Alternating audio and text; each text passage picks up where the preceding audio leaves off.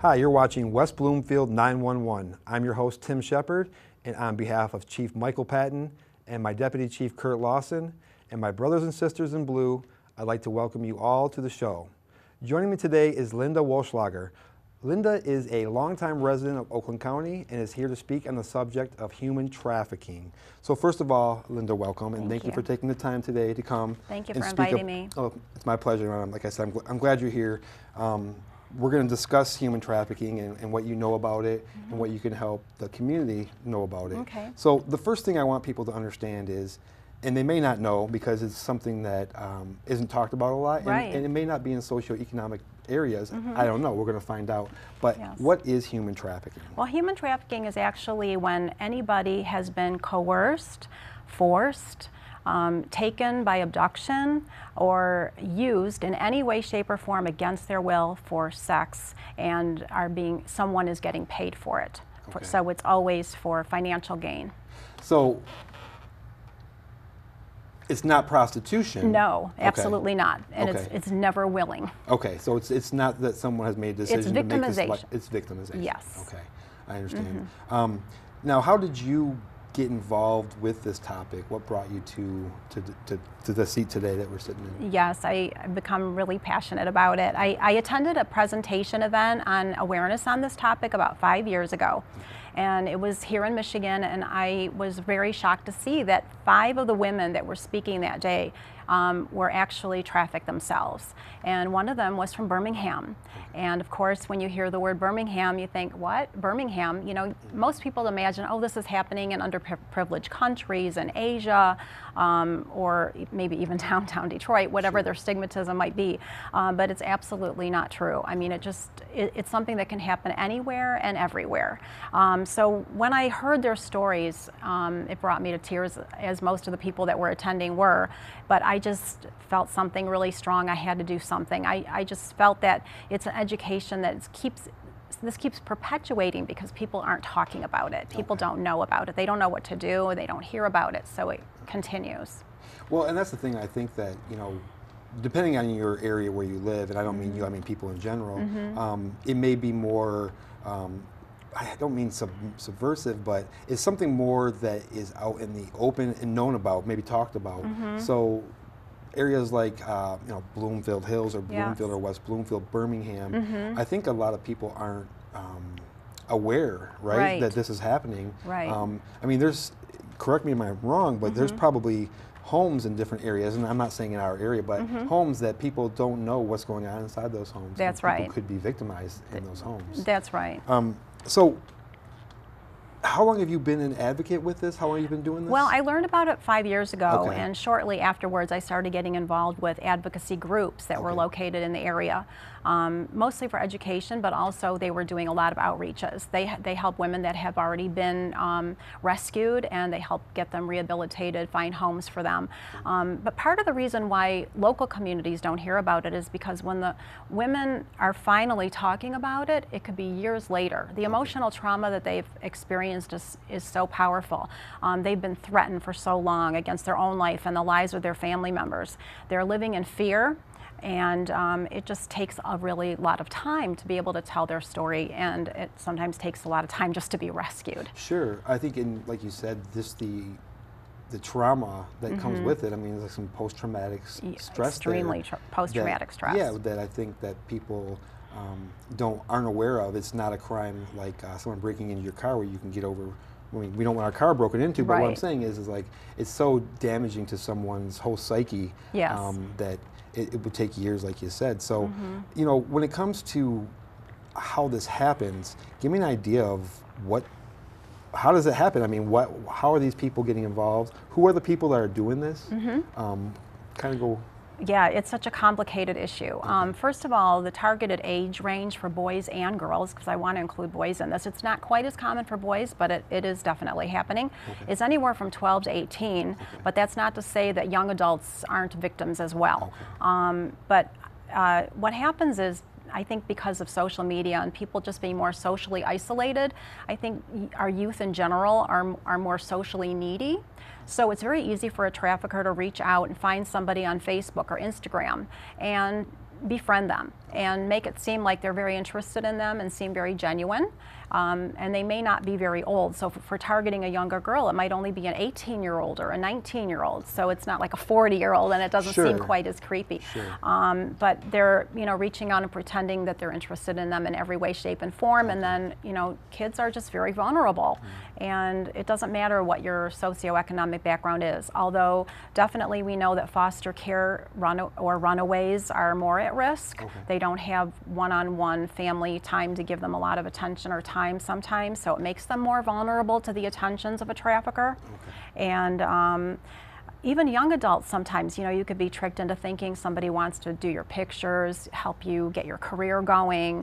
There's a lot of red flags that you really need to be cautious of. So somebody just being really nice to you and fawning attention on you does not always mean honesty, unfortunately. Yeah, it's interesting that the age group you said 12 to 18, because I think most of us think when 12's still fairly young, but when I'm thinking 15, 16, my mind thinks that they're not as susceptible because they're older. They have people that I would think they can go talk to, and obviously they don't. Yes, or, they don't. Or they're meeting people that are filling some void in their life. So as far as like parents or foster parents or teachers or anybody that's in these children's lives and young adults, what are some signs that they can notice, or is there some kind of withdrawal that happens? What should we look for? Yeah, I mean, sometimes it's very subtle, so it's really hard to pick up on it unless you really know the child or the teen really well and you know their regular habits. But some of the things might be like for a younger student, maybe they're coming to class late a lot. They're falling asleep because they're so tired. Or they're suddenly carrying around items that are looking expensive that they didn't have the money to buy and maybe their parents didn't buy them. They might be wearing more provocative clothing. They might be bragging to their friends that they have an older boyfriend who takes them shopping and does all these nice things for them, because that's part of the ploy of a trafficker, is they shower them with wonderful things to make them really like them and act like they're falling in love, and that's part of the trickery that happens before the actual sex trafficking begins. Well, another thing that, I'm a father, I have 3 kids, a son and 2 daughters. So, I try to pay attention to the signs, but, some of it is adolescence, puberty, so it's hard to really discern what's going on. And I think if you don't have a open line of communication, and even when you do, like I know my daughters, like sometimes they don't want to talk to me at all. So, and I try to be very open with my kids and talk about these type of issues. And so I still feel that I don't always get what's going on in their lives. So I think it's really hard to identify. Do you think that it's part of it is just trying, when they're in this age group, to really focus on small little nuances of changes? I do. Or if they have new clothes coming home, or are those some of the? Yeah, definitely. Okay. Or one noticeable thing would be coming home with a tattoo. And it would be a tattoo that is really small, might be on the back of the neck or on the wrist. But that would already be when they're into the trafficking, because actually kids can be trafficked even while they're living at home. That was part of the story that I learned about the 15-year-old girl at the time from Birmingham that was trafficked. She was trafficked by a student who was 18 and was already working in a human trafficking ring and lived in the neighborhood. And she was living at home with her family and was literally picked up at night after midnight when the family went to sleep, taken to a home where she was used to make money for sex, brought home in the morning, and had to carry on as if nothing ever happened.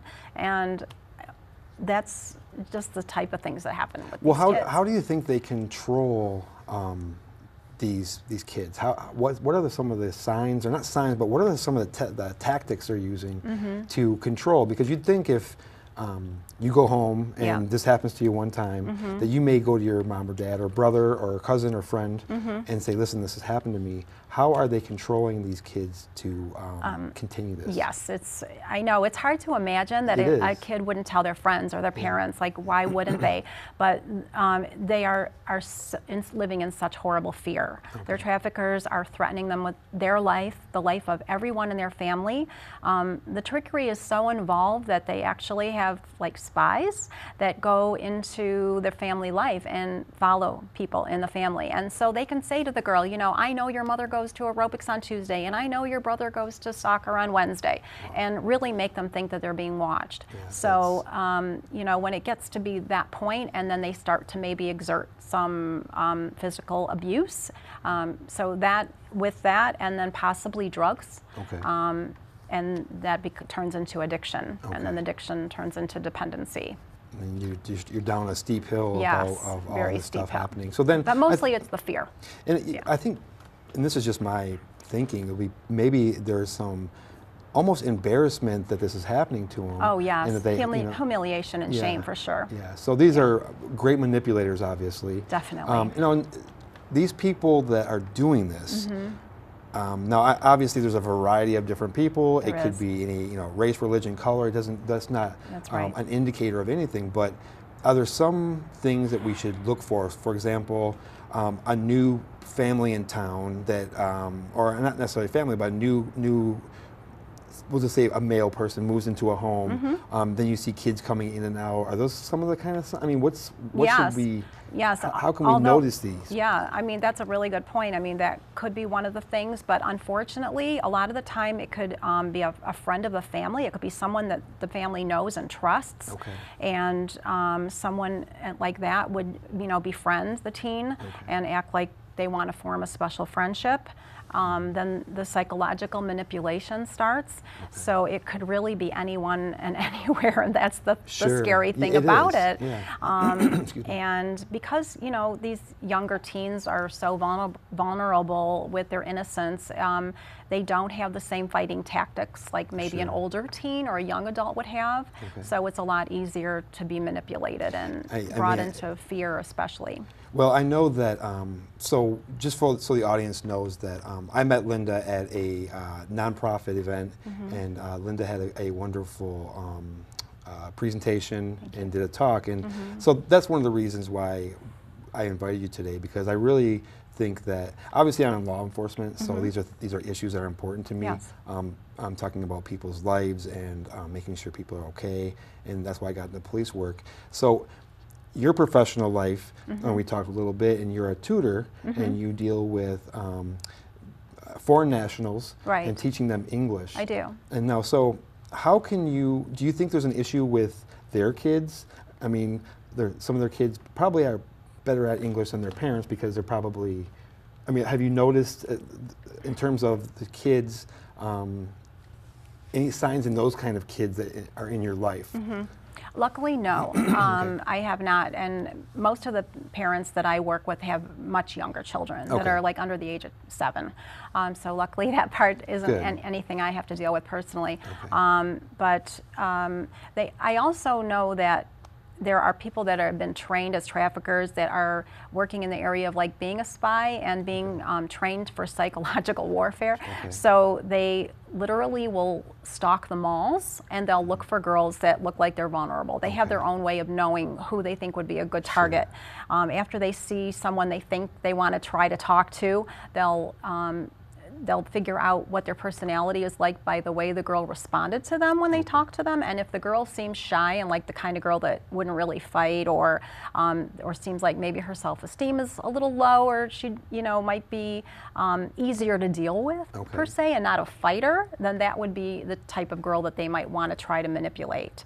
So I really think that just teaching our kids to try to have as high of a self-esteem as possible, and to try to make them realize that they don't need a boy, or the boy doesn't need a girl or a woman to make them feel good about themselves, and that if somebody is pouring on all this attention to you in a way that seems a little bit unrealistic, or you feel something in your inner part of you that makes you question these things, then to do that, to question it, and not think that every attention from every single person is genuine. So we have a lot more to talk about when we get back from the break. So we're going to take a short break and return shortly with more West Bloomfield 911.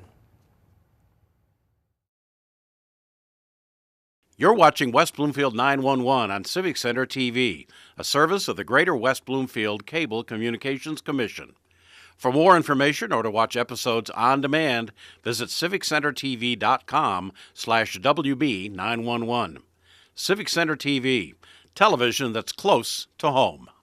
The West Bloomfield Police Foundation raises money to help those who protect and serve the community. Whether it's emotional or financial support, the foundation provides a helping hand to officers, their families, and those in the community. For more information on the West Bloomfield Police Foundation, contact Kurt Lawson at 248-975-8900 or visit wbpolicefoundation.org.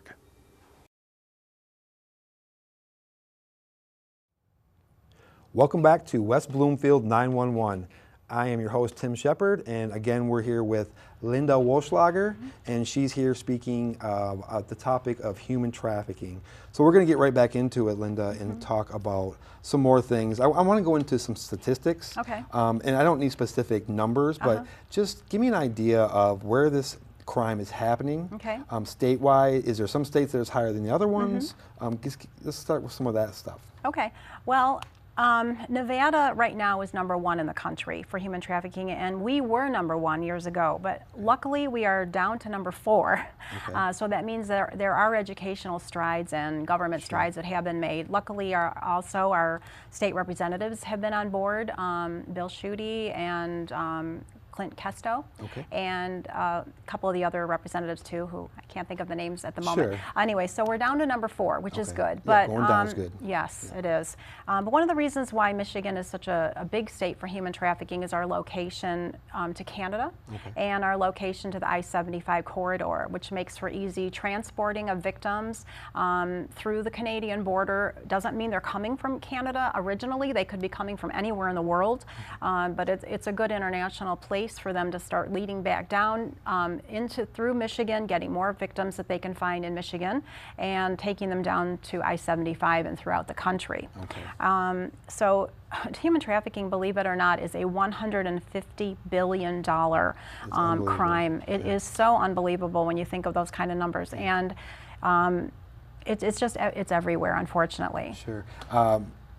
It's interesting because coming through Canada into the States, I mean, obviously the United States is a fairly well-to-do country, but then traveling through the United States to different areas, do you think people are picking up on some signs? Do you think there's training out there for some, like airports, things like that is happening now, or is it still the shadow kind of crime that's going on? I think there is still a big shadow, and I think the shadow is more in the smaller communities, and I think a lot of the victims too from Michigan, I have read recently, are from smaller towns in Michigan, because the education is definitely not there in this area, but it's definitely something where the lack of anyone talking about it in general. But more and more national news has been giving stories on the topic. There's been more information out there on the computer, on national television. There's been programs about it. There's been sightings, especially in airports now. I hear the air travel people are being taught about what to look for, especially if they see a young girl with an older man traveling and she doesn't appear to have luggage. She has nothing to do while she's sitting on the plane. She appears to be sullen and a little nervous, and there doesn't seem to be any family interaction going on. That could be a red flag for airport personnel, but it should also be a red flag for us. So, there's no reason why people can't be vigilant on their own and look around you, and if you see uncomfortable looking situations that kind of give you an unsettled feeling inside you, that's a time that you can say, something isn't right. So that being said, there is a national hotline number that I would like to give out to the public, that it would be nice if they could keep it in their phone, and if they see anything that doesn't look right, to feel free to use the number and call it. And if it's a mistake and it's totally not anything wrong or anything, they don't have to be embarrassed or worried. They don't even have to give their name. But the number is 888-373-7888. Okay, so do me I a favor and that's say important. that one more time. Yes, it's 1-888-373-7888. Great, That number was originated through the Center for Missing and Exploited Children in Washington, D.C., who right now is the biggest federal agency to handle human trafficking and sex trafficking and labor trafficking.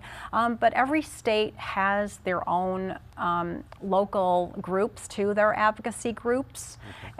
So if anybody is interested and they want to know more or they want to help in some way or do any volunteering, I represent often an organization that I really love, and it's called the Michigan Abolitionist Project.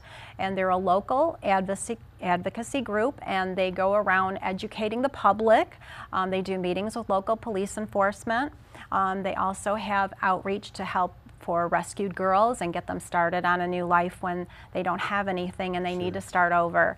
And so MAP, MichiganAbolitionistProject.org, is a really good organization, and also Shared Hope International and A21. Those are all the groups that I've frequented often and would recommend if anybody's interested in knowing more.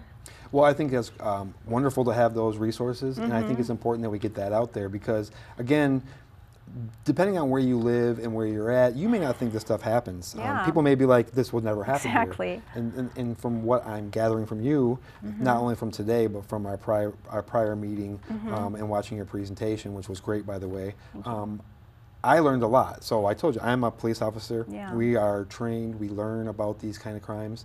And just because we don't have arrests like this in our community does not mean that it potentially is not happening. Exactly. So it is. As a father and police officer, you know, I'm much more aware of what's going on around me in terms of, I mean, I'm always aware because I'm a police officer, I pay attention. Yes. So I had that one little step up on some of our citizens. So I'm hoping that because of this conversation and people like yourself that go to the community and bring awareness, that people will step up.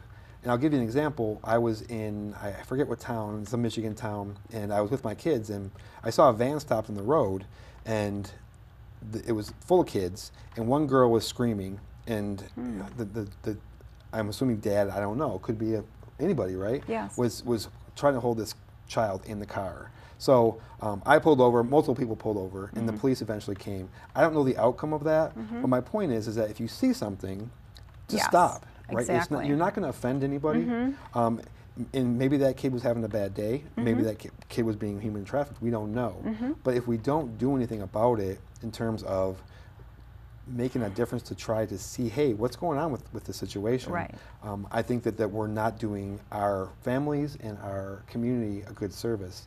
So with that being said, getting this information to the kids, how can we get the kids on board about what's going on so they can be aware for themselves? Right.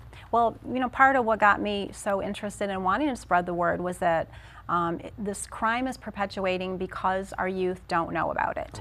So the middle-aged middle schoolers and the high school kids are the ones that are being targeted the most, and they're the ones that are hearing about it the least. So as parents, it would be nice if we could have a comfortable conversation with our kids about the topic and teach them about that and know what kind of red flags to look for.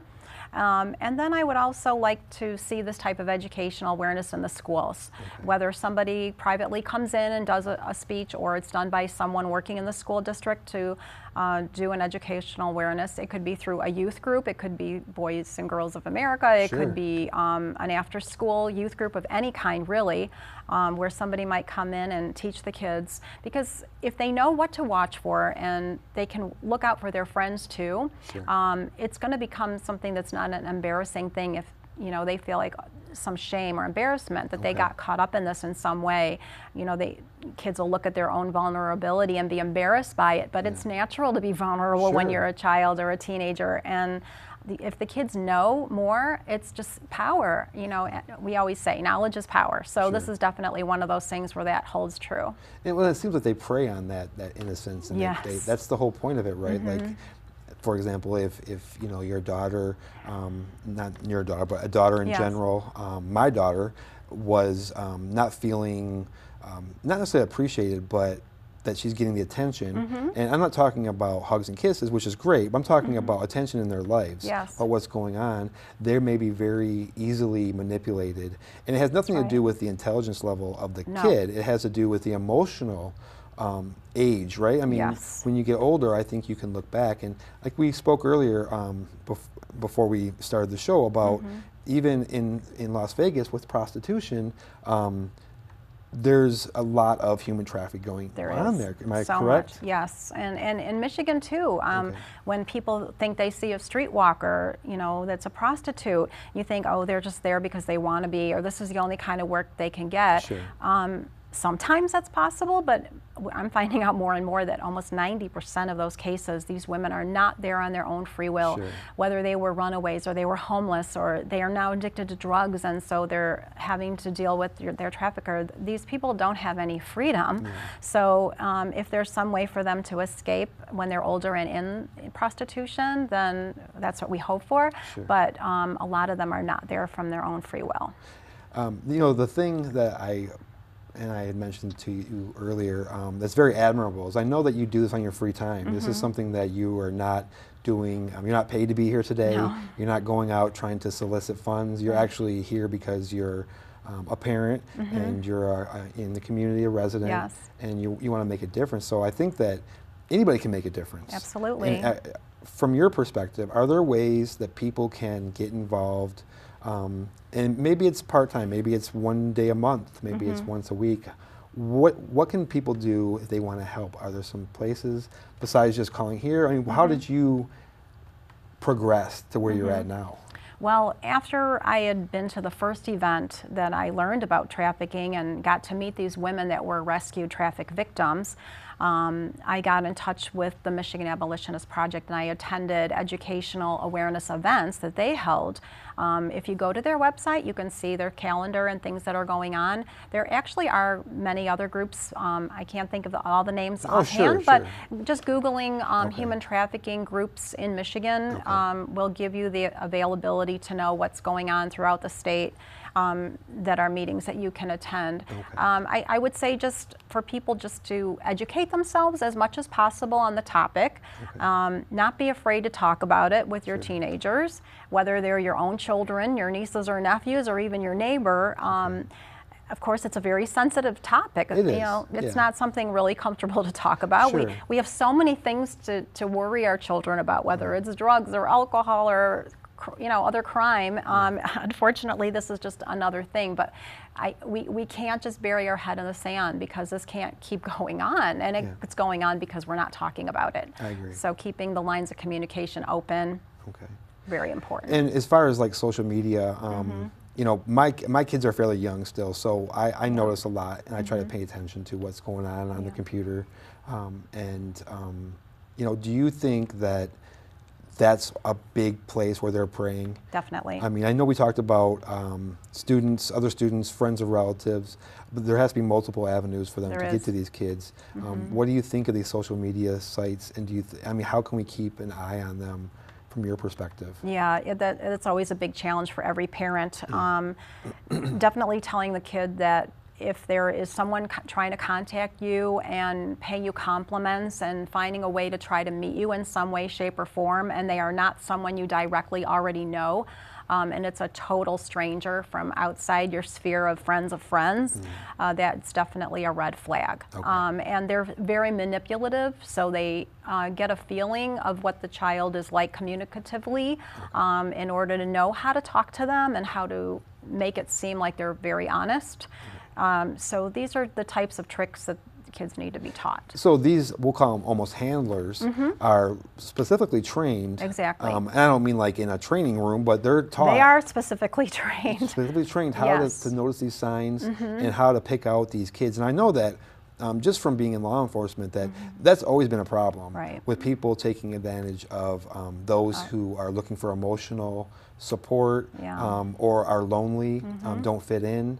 You know, so do you think that as a parent of younger kids, what's my best approach? How can I mean, is it just hugging my kids more? I mean, I know we talked about communication, and I think that's a huge benefit to be able to talk. I'm very open. I feel some people aren't. it doesn't mean they don't love their kids. How can we get them, should we send them to resources on the internet where they can learn how to talk to people? I mean, what do you feel as an advocate of educating? What do you think is a good way to get someone who can't communicate with their kid on that level?